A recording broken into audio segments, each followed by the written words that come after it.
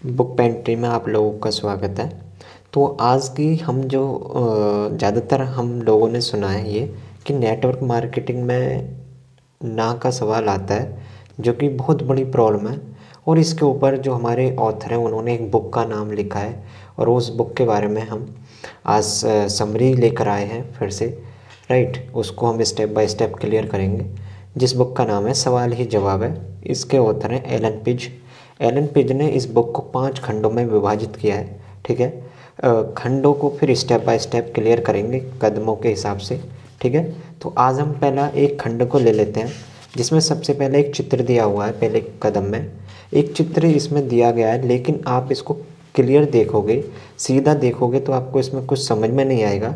लेकिन जब आप इस चित्र को थोड़ा सा उल्टा करोगे, इसको थोड़ा सा झुकाओगे, न्यून कोण बनाकर इसको देखोगे, तो तब आपको समझ में आएगा कि इसमें लिखा हुआ है फॉलो योर ड्रीम।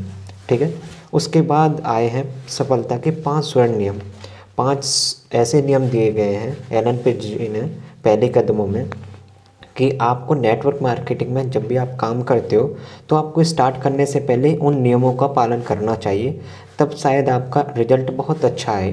तो पहला नियम इसमें कहता है कि जब भी आप कोई भी काम करें तो अपने काम में लोगों से मिलना स्टार्ट कर दें।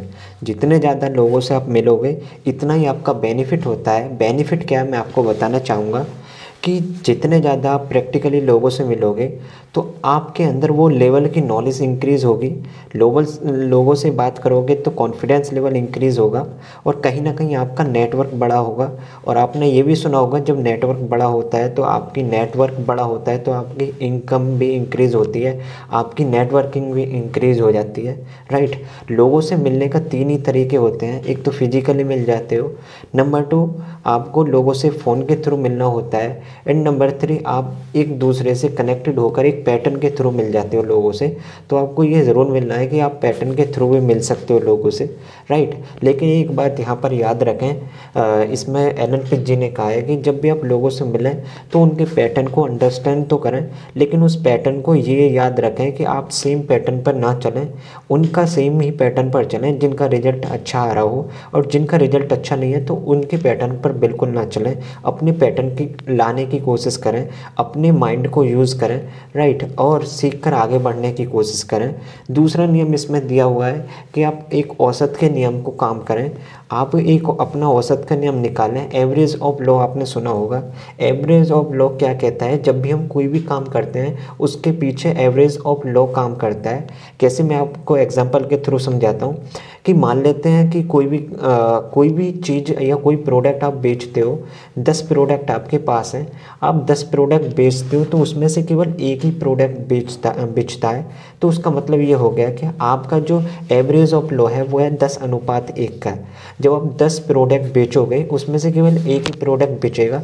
तो याद रखें, जो भी आप अपने इसको एनालाइज करें, जो भी आपका औसत का नियम है, और उसको एनालाइज करने के बाद आपको ये देखना होगा कि आपका एवरेज ऑफ लॉ कितना निकलता है। और नंबर अगला इसमें जो नियम दिया हुआ है वो फाइनली नियम ये दिया हुआ है कि आप अपने एवरेज ऑफ लॉ को इंक्रीज़ करने की कोशिश करें ज्ञान के थ्रू, कहीं ना कहीं से किसी के सपोर्ट के थ्रू, नेटवर्क के थ्रू कोशिश करें उसको। राइट, जितना जल्दी आप अपने एवरेज ऑफ लॉ को इंक्रीज़ करने की कोशिश करोगे इतना ही आपके लिए बेनिफिट होगा। तो याद रखें, एवरेज ऑफ लॉ का हमेशा नियम को याद रख कर ही काम करें। ओके।